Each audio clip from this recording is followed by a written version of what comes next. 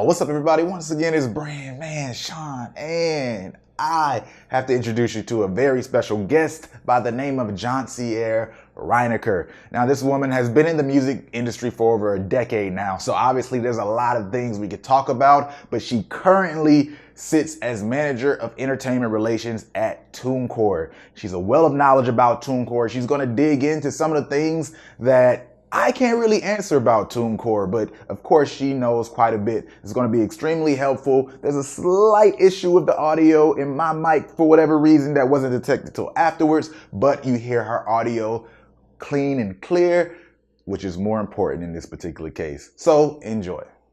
Joncier, let's start here.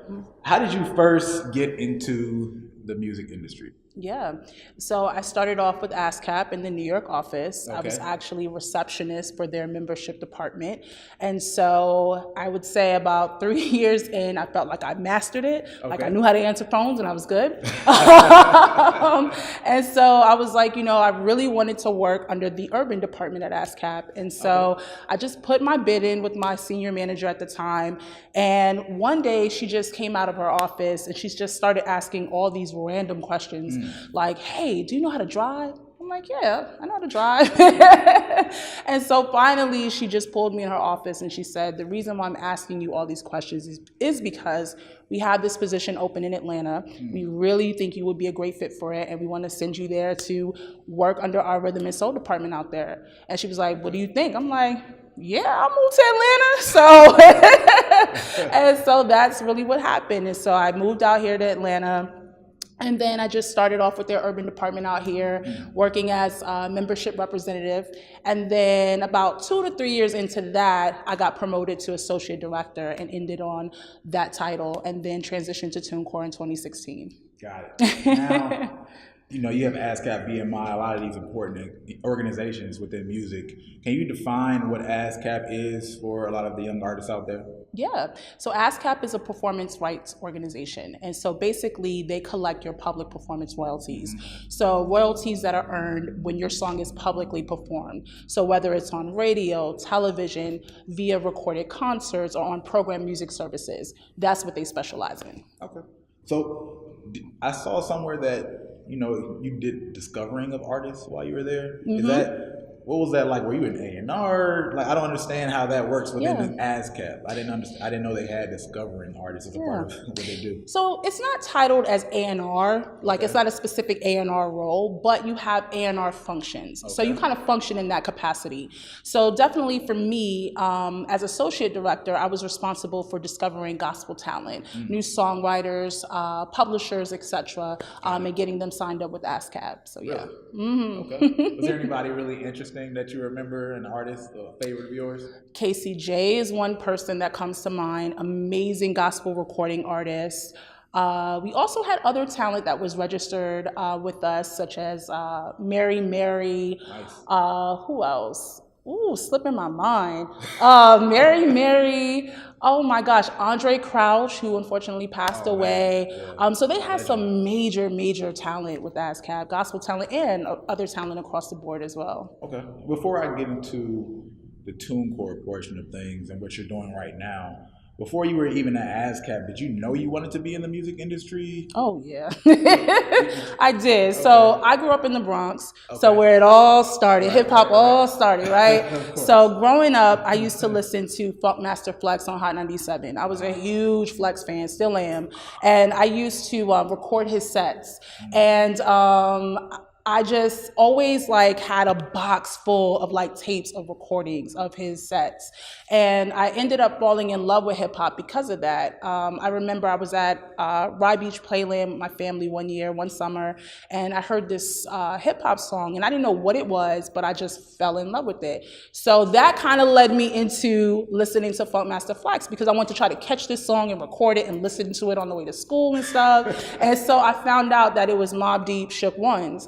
And so that made me fall in love with hip hop, fall in love with Funk Flex, DJing, radio, music, and that's, kind of got my wheels turning to work in music. Okay. Did you go to college for it specifically? Or? No, funny enough, I went to college for creative writing. So I thought I was going to be a writer, which I do dabble in, but I realized that music was really the passion. So I love writing, but I love music just as much. Got it. All right. Well, it's okay. We don't, a lot of people don't use their degrees, right? Yeah. But, no, I use it. I use it from time to time. You might use it a little bit more than I do, right? I'm computer information systems. Just so you're not using that. Not really. Okay. But so all right. Well, when I'm thinking about TuneCore and the things that you do, I've seen quite a few things that you've done around town. I've been to quite a few of the events. I love them. Thank you for putting them on. I brought my sister to one, but we'll get to that later.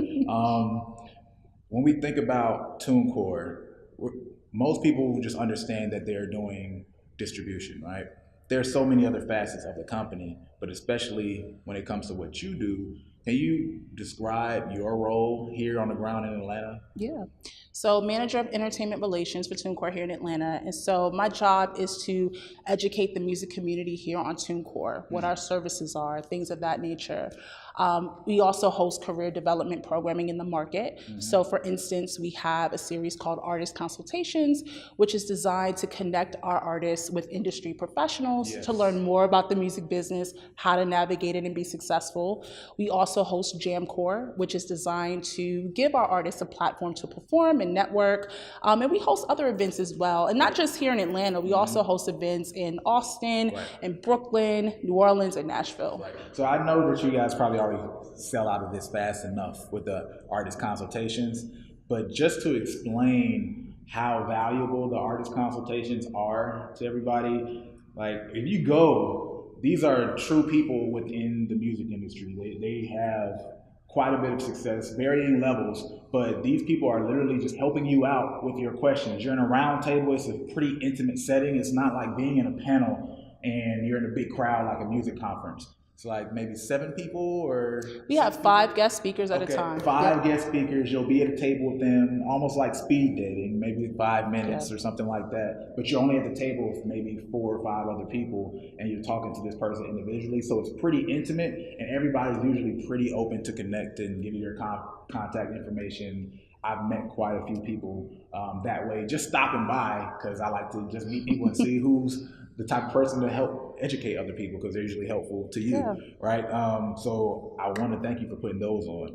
Those are just amazing. I can't believe they exist, honestly, the first time I started going to them. And if you're in Atlanta, I don't know how you follow up and find out about those. Is So that really, an open thing? Yeah, it totally is. We do have a mailing list for the Atlanta market. So if you're looking to get added to that, just connecting with me is the simplest and most effective way to do it. So happy to add anyone that wants to get added, and we can keep you posted on those things. Okay. Do you have some kind of system? Because like, it's going to open up the floodgates. So let's do my social media because my email is on my profile. So it's going to be a lot more people than you expect. No, I'm excited. Listen, I want to connect with as many people as possible. So yeah.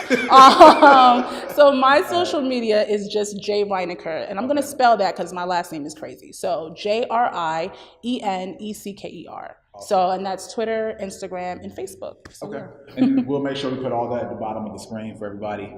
So awesome. Okay. With that being said, when it comes to TuneCore, what's one of the most, outside of just distribution, what's one of the most valuable offerings that you guys have that you feel like we wish more artists knew about? Absolutely. So there's 2 major services that we definitely want to highlight: our publishing administration service and then artist services. So going back to publishing administration, basically what that entails is that number 1, we help artists to register their compositions with their respective PRO. So whether they're with ASCAP, BMI, CSAC, we'll register their compositions so they no longer have to do that. We'll also collect their publisher share from their PRO, and we will collect other royalties that their PRO does not collect. So sometimes folks will say, well, hey, I'm signed up with the PRO already. Is that enough? And the answer is really no, because you're only collecting public performance royalties from your PRO, but there's other royalties as well that you're entitled to. So you want to make sure that you're covered on both fronts. Can you break down the difference between performance royalties and mechanical? Yes. So Performance royalties, again, they're earned when your song is publicly performed. Mechanical royalties are earned when either your music has been purchased physically, downloaded digitally, or streamed on music platforms. And so that's what a publisher administrator will collect, such as us. When you say publicly performed, are you saying on American Idol, let's say, they perform my song and I get royalties for that? Is that what you're saying? So the mediums would be radio, television, that also includes internet radio, recorded concerts and on program music services. So like Music Choice that's on cable television, that will count as a program music service. So those are the mediums. Got you. So, and then also I wanted to go back to something. I don't want to leave anything out. So also with publishing administration, I wanted to note that we also have sync licensing as part of that service, whereby we pitch compositions from our artists for placement in film, TV, video games, and more. So that's also included. There is a one-time fee for that service, and artists can register unlimited compositions. So that's publishing administration. And then also I mentioned artist services, which simply put is a suite of tools that artists can use to really grow and manage their career. Got it. So we do a lot. Exactly. I know when I first went to you guys' website and really did a deep dive, I mean, this is over a year ago now. I just hadn't realized how much you guys did. But, I mean, you start with one thing as a company. You have to add on additional services to grow, and that's what we demand of companies. So I get it. Well, when it comes to these programs like publishing or like the sync licensing and things like that, now, I hear about this as an artist. I want to get some sync deals, right? And I know that the checks with sync deals could come better than sometimes just waiting for a lot of streams. But when I apply, my music might not necessarily be that great of quality. So do you guys have any sort of process? Do people get accepted or denied from some of these programs that you guys offer? Great question. So it's important to note that we don't discriminate in terms of music genre or styles. So it's definitely open to any artist who wants to register for that service.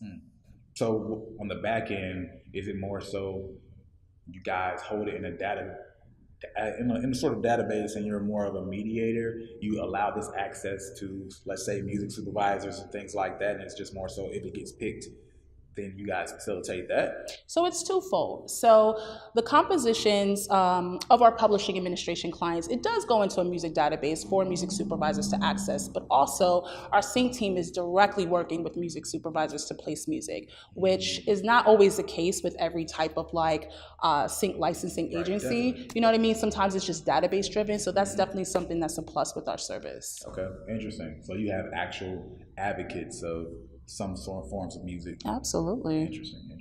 I know that takes a lot of work off the music supervisors. Yeah. I've had some festivals and just events where I have artists apply, and having to sift through music is, even if you love music, it's very tedious. it's tedious. When you're picking it not for leisure, but you're picking it for a goal, it's a completely different context. Okay, with TuneCore, right? You guys have served a lot of artists. Is there any particular artist story that you're aware of that's used TuneCore that for whatever reason pulls at your heartstrings, or you just love it, you love to share that particular story in terms of a TuneCore artist? So there's two artists that actually come to mind. Chance the Rapper and Silento. So Chance the Rapper distributed his Grammy Award-winning album Coloring Book through TuneCore, which was the first streaming-only album to win a Grammy. So that was pretty awesome. And then Silento, he had his hit single Watch Me Whip, Nene, distributed through TuneCore, and that led to award nominations and wins for him. So those are two really cool stories of mine. Yeah. It's interesting that you guys do have the platform that, I mean, you could be at any level and everybody has access to basically the same services, generally speaking. How do you manage that as a company? Are there any ways that particular artists of certain caliber might get just additional services and management help? No, so it's not about us being elitist or that VIP treatment type of thing. So that's not what we pride ourselves on. So if any artist at any level is interested in using our services, it's available to them for use. Got it. Okay. And I want to run back because you are somebody who happened to work at ASCAP. What's the difference between ASCAP and CSAC, and BMI? So to be fair, I'm not going to get into the difference because here's the thing. Let's talk about the similarity. So they're all performance rights organizations. So that's what they have in common. But to be fair, I don't want to go into, you know, what would kind of be the difference between the two because I've never worked at BMI, never worked at CSAC. So I can only speak to ASCAP. But again, to be honest, it's something else that I personally feel is similar between the three of them.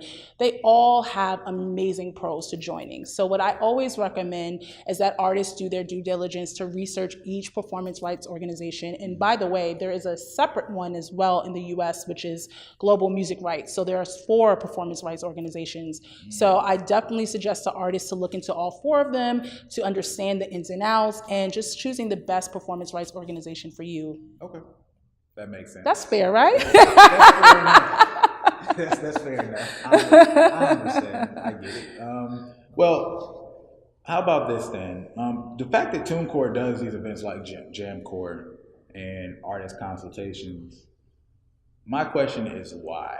Because from my standpoint, I think it's an amazing thing that they do it, but it's also with the observation that I've always said other technical music companies like Pro Tools, right? People who have dolls and just some other ones, they don't seem to be as involved, just to my knowledge, in the community. I feel like those companies should have music festivals and things like that that are culturally relevant. So maybe they do small events. I don't know. I don't have this knowledge. But from what I can see, you guys have some of these things that are really community outreach driven. What made you guys decide to do that? Yeah. So at our core, TuneCore exists to serve our artists. And so we provide access to artists at TuneCore, with TuneCore, at the local level to really provide the education and support that they need to build their careers. Okay. Because, I mean, I'll add that it's not like you guys say, hey, you came to this event, you have to be a TuneCore member or anything like that. No, there's no pressure. We just, you know, more than anything, we want to provide the education, you know, on what we do. And you make the best, you know, most informed decision for you. Okay. Now, doesn't require an artist to use any specific distribution service, but what do you see as the primary value of distribution, just generally speaking? Then I have a slightly deep dive question into that afterwards. Can you elaborate? Yeah. All right. So I understand. What's the value of artists using those music distribution services when you have things like SoundCloud out there, right? You have YouTube, Spotify is starting to allow people to upload directly.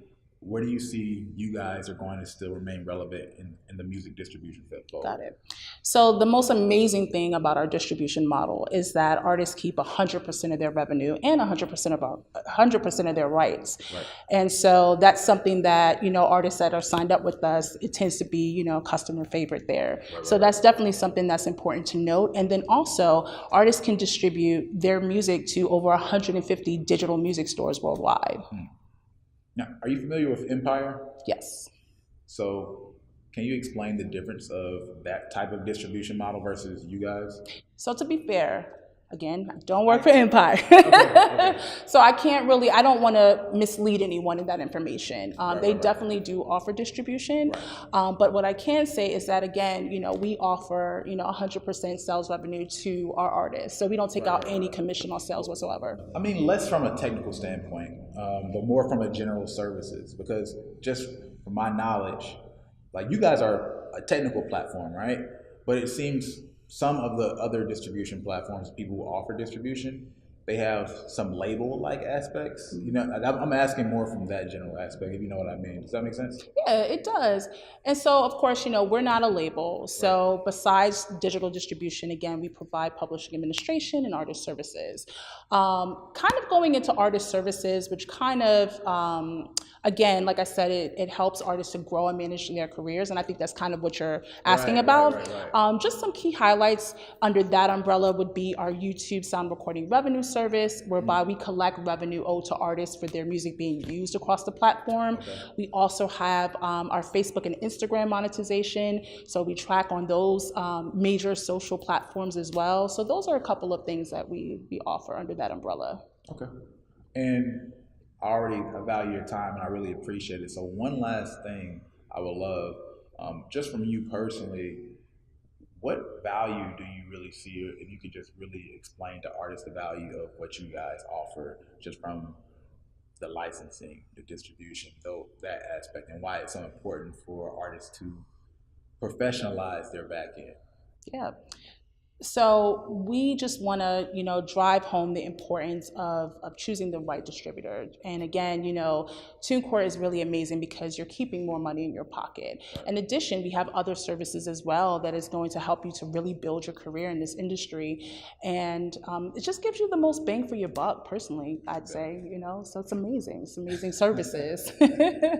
Awesome. Well, I appreciate you once again, Joncier. I will, as I said before, put all of her social information at the bottom of the video. As you guys have seen, I've done before. Would love to have any comments that you guys have in the comment section below. Ask her questions. Possibly, I don't know if she will be able to or have the time. I know she. I will have the time. Okay. I have the time to answer all questions. Right, so we will get those questions answered. I'll either send them over to her, or she might be able to get into the comments. However that process is, you'll find out when that time comes. Other than that, if you like this video, go ahead and hit the like button. If you like it, you might as well share it. And if you're not subscribed, you know what to do. Hit that subscribe.